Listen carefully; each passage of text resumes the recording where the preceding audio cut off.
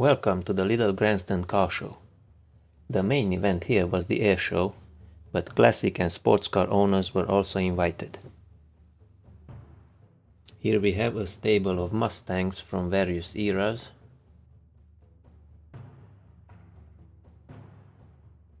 Interrupted by a mid-70s Firebird, complete with hood scoops and some very wide tires.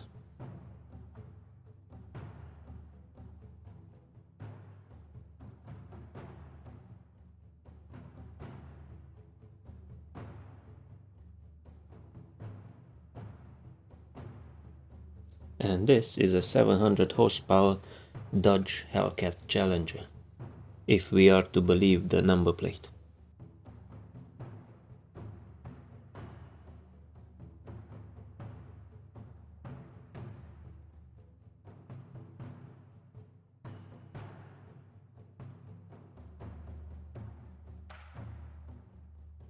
A lovely fastback GT, probably a 67 or 68.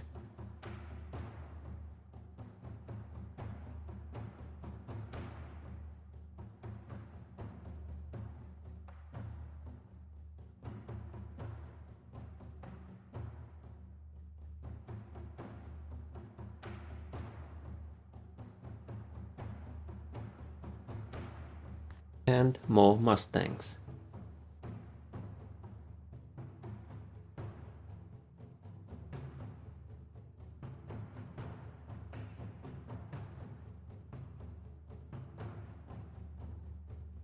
These are from the early 2000s.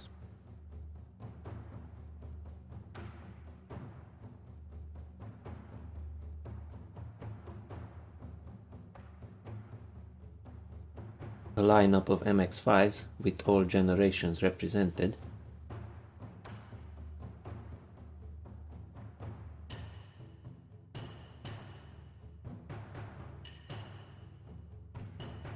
This is a Jaguar XK150 DHC or Drophead Coupe.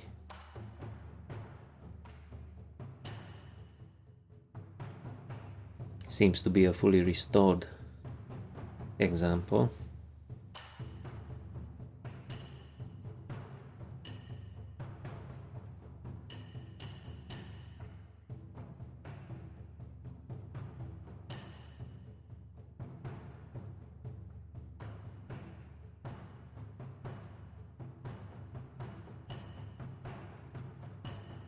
And here we have an earlier 120 XK.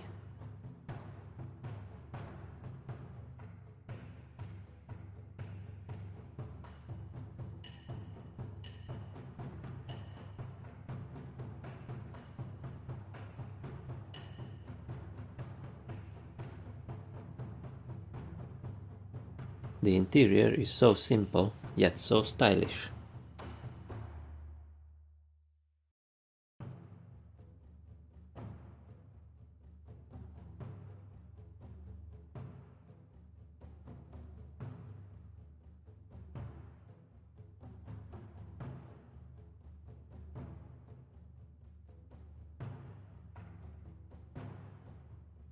A couple of E-types.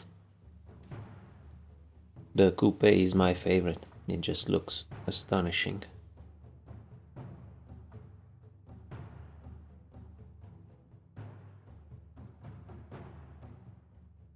And the color is just so of its time.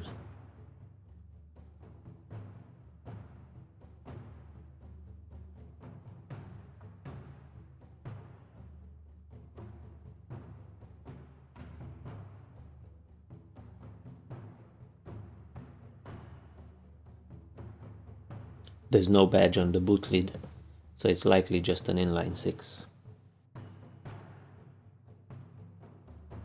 This is the BMW section, and the one nearest to us is E34 M5.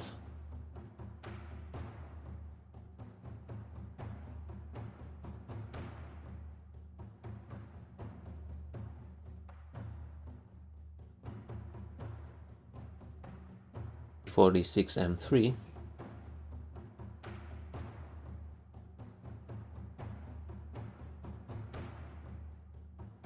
E28 M5, so this is mid-80s, 3.5 liter inline 6 with about 280 horsepower, I think. This is an E30 Cabriolet,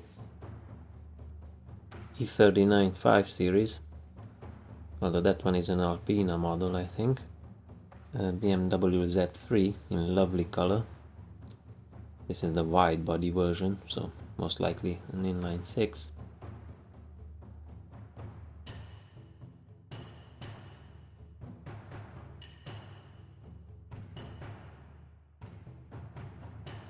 Another E30, this one is a coupe,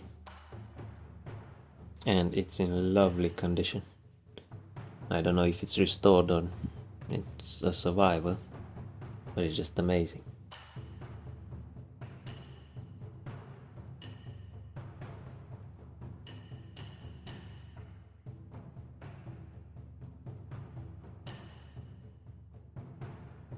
.320i, so it's a 6-cylinder, albeit the smaller one.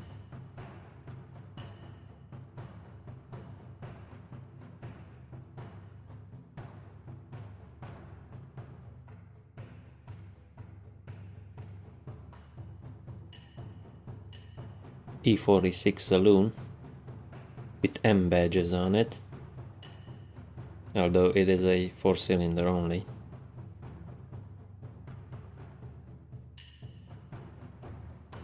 Second generation Z4, I believe the codename was E189. This one says 2.0i, so it's a turbocharged 4-cylinder. And the original 3 Series, the E21.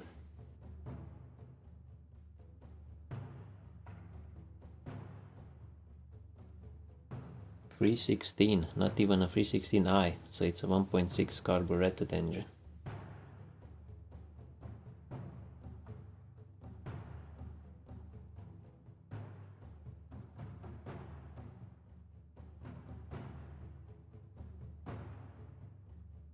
Austin Healey 3000.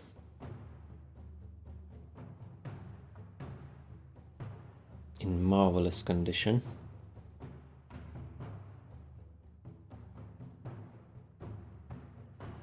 And the Healey Sprite, nicknamed the Frog Eye, for obvious reasons.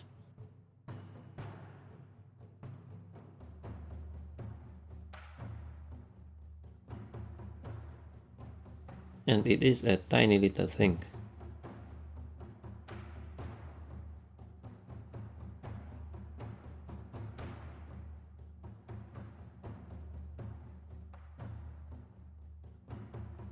An enormous Buick.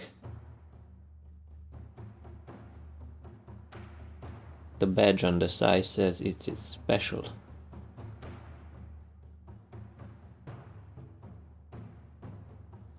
Well, the color is certainly special.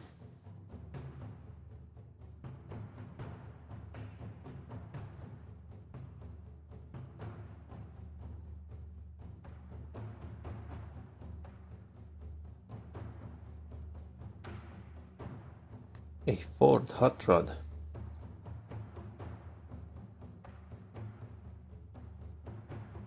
Now, I'm not really a fan of these things, but this one looks quite interesting.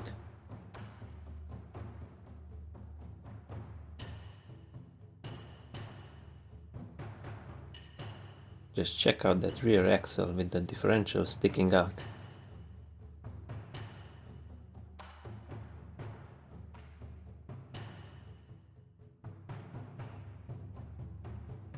A rare sight indeed.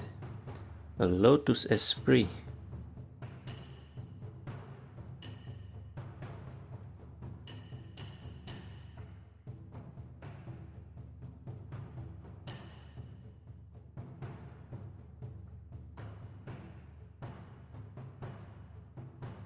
An old Plymouth, possibly a Barracuda. It's a big block Chrysler engine, it says Mopar Performance on it.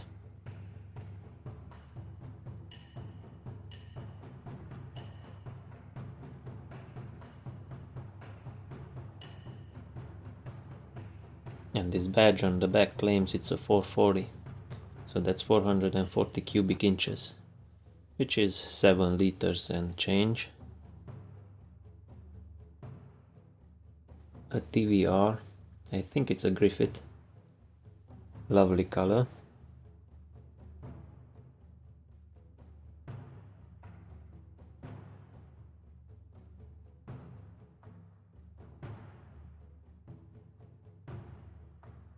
And a modern Mustang GT with its 5-liter V8.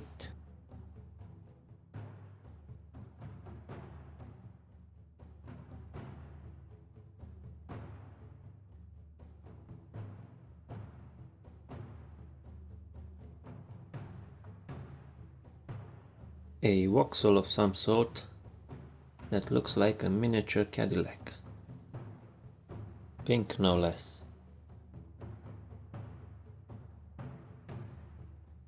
Mercedes 190E. Now, when was the last time you saw one of these? Most of them rotted away a long time ago.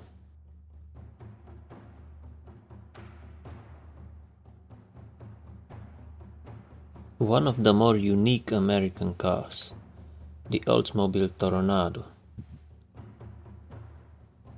Now, apart from the styling, the unique thing about it was that it had a massive V8 over 7 liters and it was front-wheel drive. Or should I say it is front-wheel drive.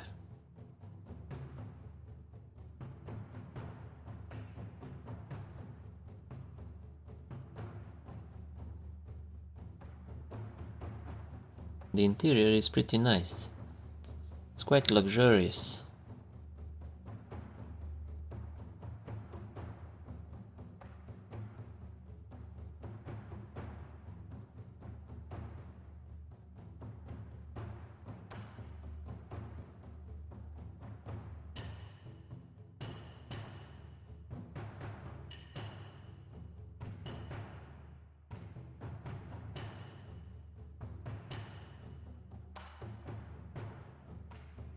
Another Oldsmobile, this one's an 88 from the 50s.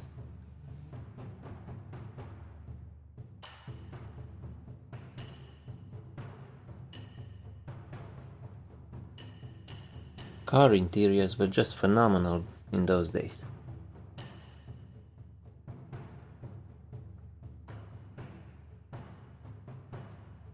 A Mercedes from what I think is late 40s, early 50s, although I'm not sure.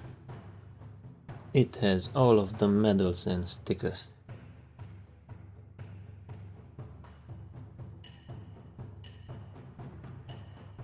Another late 60s Mustang.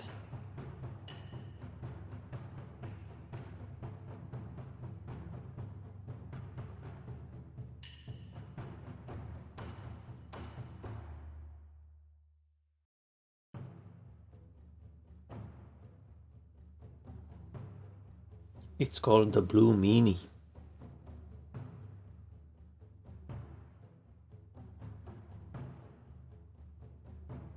So maybe that's a big block in there. Slightly newer convertible, possibly from 1970. 351 cubic inches, so 5.8 liter, thereabouts.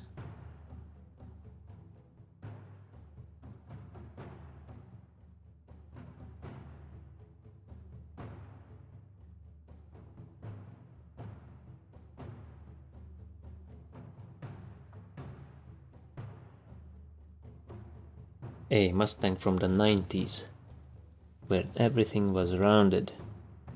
The number plate says is a 95. An original AC Cobra. This was the donor vehicle for the Shelby Cobras. Shelby would buy one of these, take it to America and then stick a big V8 under the bonnet and go racing.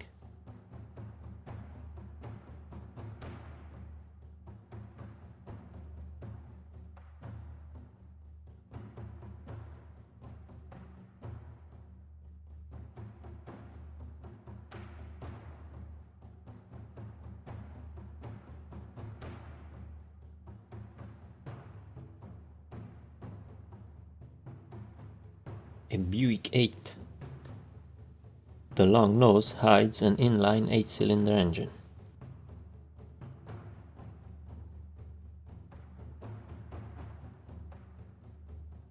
An Alfa Romeo Giulia Spider. What a pretty little thing.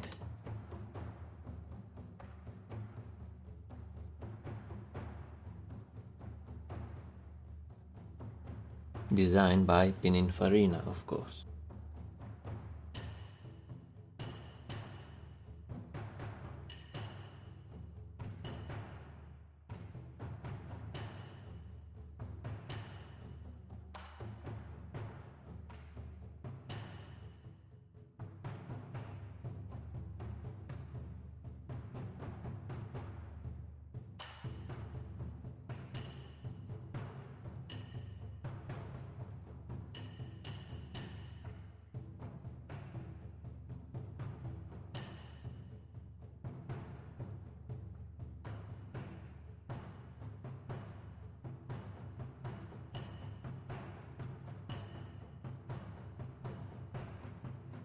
A Riley sports car of some description.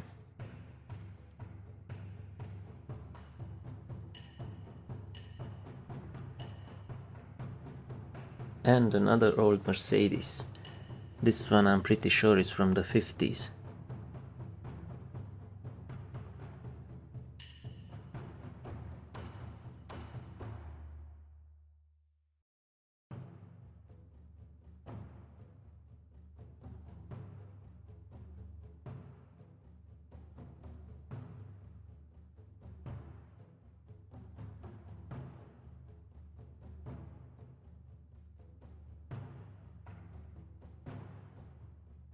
$180. This was likely the smallest car Mercedes-Benz sold at the time.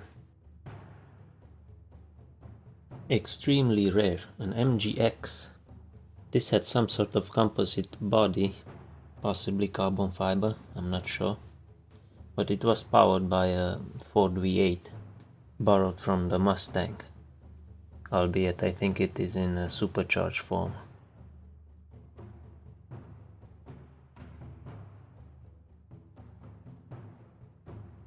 And a lovely old Bentley, 1950s vintage.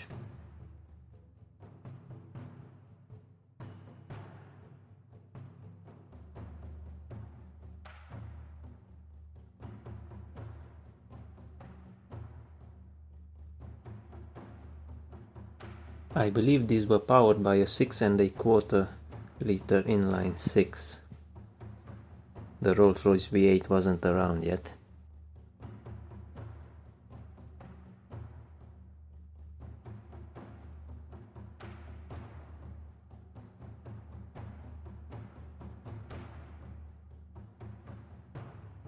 Porsche 928. This was a Porsche's conventional sports car.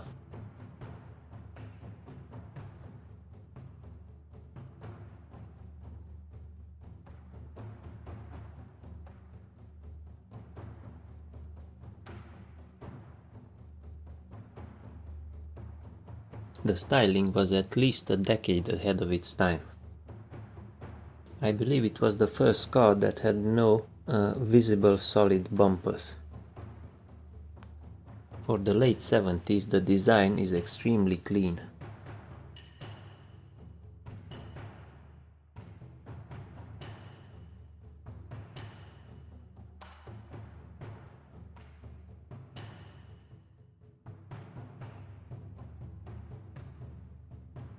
Now here's something exceedingly rare. A right-hand drive Alfa Romeo 166. They just didn't sell very well. And now something bland and boring that sold very well. An Audi 100.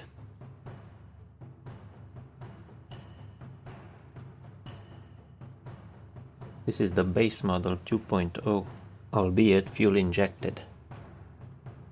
And the Bedford fire engine, nicknamed the Green Goddess.